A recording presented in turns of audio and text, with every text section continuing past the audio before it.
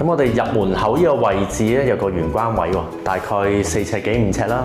咁我哋通常呢度會做一組鞋櫃啦，可以。咁啊落地鞋櫃，咁都放到好多鞋櫃嘅。咁呢度我哋有個緊廚，個廚房都好四正嘅，好大嘅。咁啊做咗一個 U 型嘅台面啦，咁啊放氣炸鍋啊、電飯煲啊、洗碗機啊都冇問題嘅。咁有個對流窗，咁啊好多儲物空間嘅。咁啊星盤3個爐頭，呢度側邊咧仲有一組儲物空間同埋台面嘅。咁啊出翻去個客廳位置咧，咁啊分咗左右兩邊啦，客飯廳。咁啊呢邊我哋而家放咗張4人嘅餐台啦，旁邊會有個氣窗，咁同埋有個工作平台嘅，咁可以平時晾下衫或者擺下其他雜物喺出邊都得嘅。咁啊另外呢邊就梳化、電視櫃，咁望翻我哋都係最靚嘅海星灣景觀啦。咁啊對面望翻八仙嶺船灣淡水湖。咁啊而家我哋望到海星灣啊水退水漲，咁一年4季有唔同嘅景緻。咁啊，見到下邊係Silver Sand啊、雲碧啊，隔離係星連海其他屋苑嘅來源啦。咁由於我哋都係同一層嘅單位啦，咁呢一層都係一個特色層嚟嘅，係一個廣角露台層嚟嘅。咁所以你見到啲露台都係比較長少少嘅。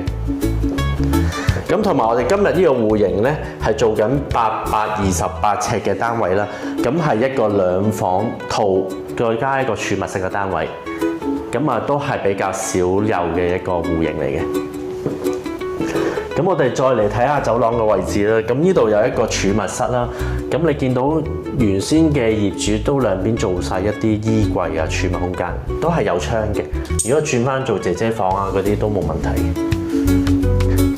咁再嚟我哋呢邊有個浴室啦，咁啊做咗企缸，都係名廁嚟嘅。咁後邊咧，我哋就會有間細少少嘅房間，係啦，都係做咗一組床啦，旁邊有書台。咁同樣景觀都係望晒呢個海景嘅，採光度係絕對足夠，落地玻璃窗，同樣可以行到出露台嘅。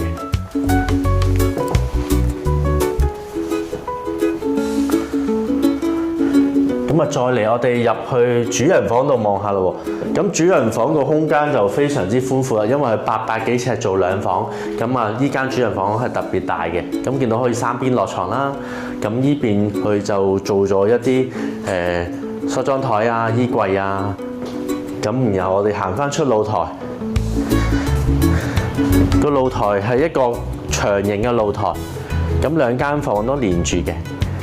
咁可以望晒成個好廣闊嘅一個景觀。咁如果你話喺市面上想揾一啲有沙灘、有海景、有近鐵路嘅沿線屋苑咧，咁其實都唔多嘅，迎海係一個首選屋苑嚟嘅。咁我哋最後望埋主人房嘅廁所啦，咁啊都係一個名廁設計。咁去做咗呢個企缸同浴缸嘅設計，可以望下。